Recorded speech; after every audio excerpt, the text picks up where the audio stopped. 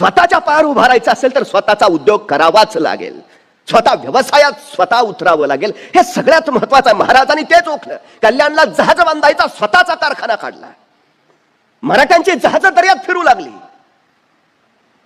पण अडचणी यायला लागल्या.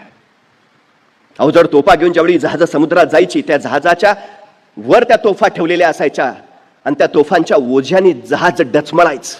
तोफेचा गोळा पुढे सुटला की दाब मागा पडायचा, जहाज पाण्यात बुडायचं. सबब नेम चुकायचा. महाराजांनी विचार केला, काहीतरी केलं पाहिजे. समुद्रातलं, जहाजातलं, आरमारातलं काही ज्ञान नाही, तरीही महाराज विचार करतायत, काही केलं पाहिजे. आणि महाराजांनी एके दिवशी विचार केला. विचार करून महाराज कल्याणच्या कारखान्यात गेले.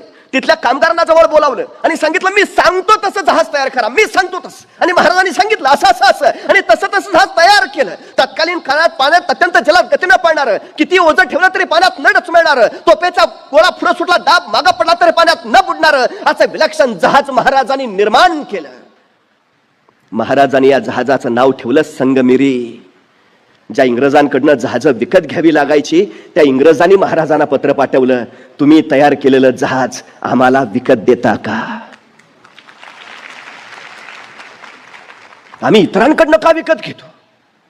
आम्ही का विकणारे होत नाही? आम्ही इतरांकडे नोकऱ्या मागणारे का होतो? आम्ही का नोकऱ्या देणारे होत नाही?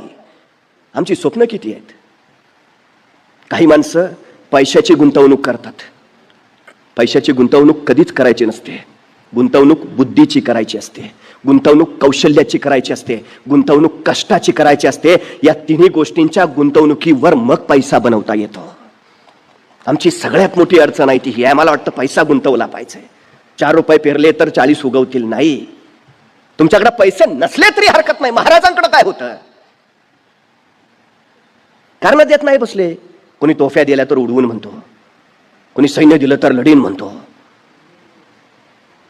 मुळात तुम्हाला इच्छा हवी, हवीच. इच्छा असेल तर जिद्द येते, जिद्द असेल तर आत्मविश्वास येतो, आणि आत्मविश्वास असेल तर क्षमता कौशल्य आपोआप निर्माण होतं. हे सगळ्यात महत्वाचं आहे. परवा एकाला मी म्हटलं, काय रे 100 मीटर अंतर किती वेळात पळशील? तू बोले नाच. 100 मीटर अंतर किती वेळात पळायचंय का? अरे हो, किती वेळात पार करशील? 100 मीटर म्हणजे किती?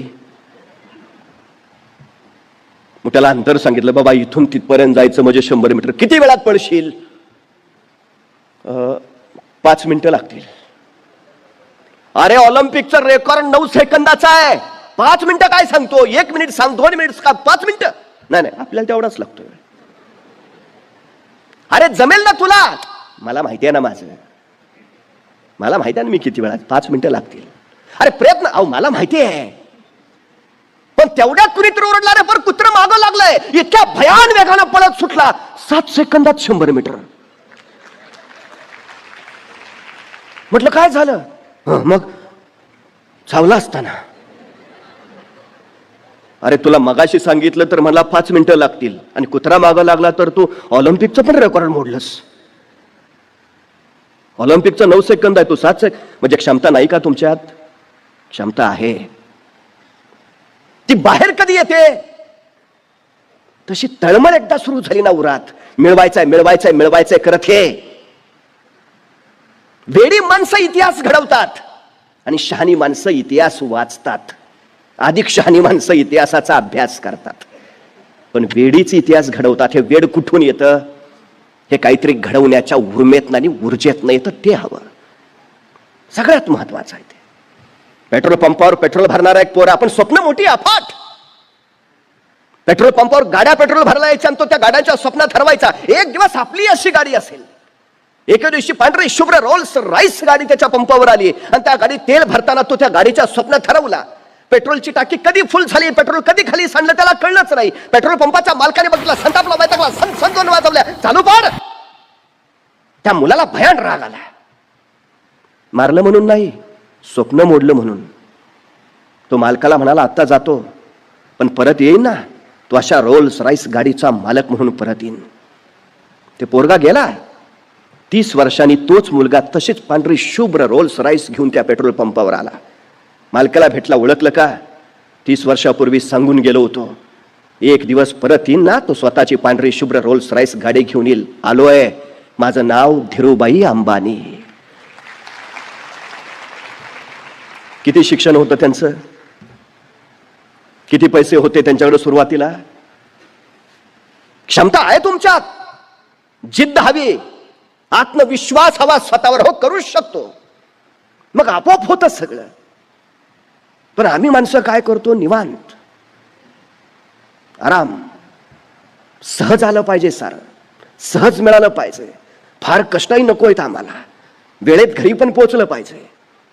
आमची सगळ्यात मोठी अडचण आहे. नोकरीकडे कल त्यासाठी आहे हो, बाकी काही नाही.